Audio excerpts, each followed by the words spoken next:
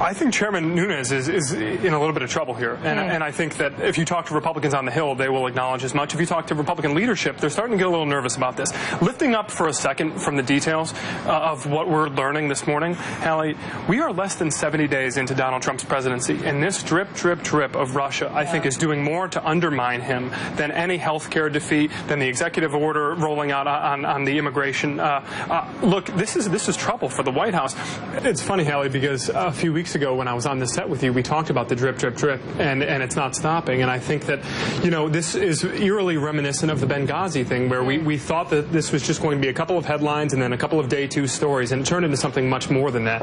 And with every new investigation, with every new sub-investigation of an investigation, with every new committee member who wants to throw their hat in the ring to try and either distance themselves from the Trump administration going into 2018 or score points for the Democratic Party, I think not only does this have the potential to seep into 2018, I think it's already going to seep into 2020.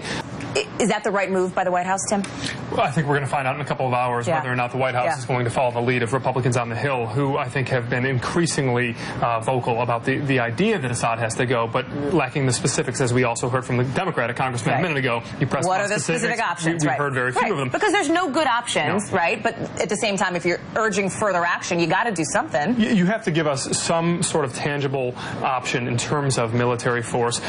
We do know that the president has asked the Pentagon to work up some options for him as far as battling the Islamic State in both Iraq and in Syria. We've heard very little about options to strike at the Syrian government. I think that there's a potential now moving forward in the next couple of weeks, Hallie, maybe as soon as today, we start to get a hint that perhaps that is on the table, or at least it is being discussed in the uppermost echelons of the national security universe. You know, I buy it to the extent that I don't think Paul Ryan's job is in jeopardy at this point. Although I think, look, when you think about the background of these two and their very turbulent relationship throughout the campaign, it's sort of a miracle that Paul Ryan is in the position he's in, which is not only to be the Speaker of the House and second in line to the presidency and the second most powerful Republican in Washington, but also, you know, to have the president outsourcing essentially 100% of the policy-making decisions to him, I think up until now has been rather remarkable.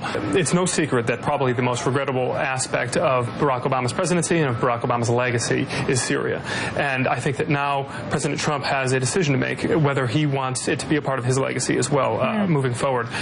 There's no question that Bashar al-Assad is well aware of the red line and of the domestic policy pressure that was on the former president. He knows there is now a new president, so I don't know if he's testing him, but he certainly understands the political implications domestically and internationally. This obviously has the potential to do damage to the administration, at least in the news cycle, but it also has the potential to be a bit more of a star turn for Sally Yates, and I think that the left is every bit as glued into this as the right is.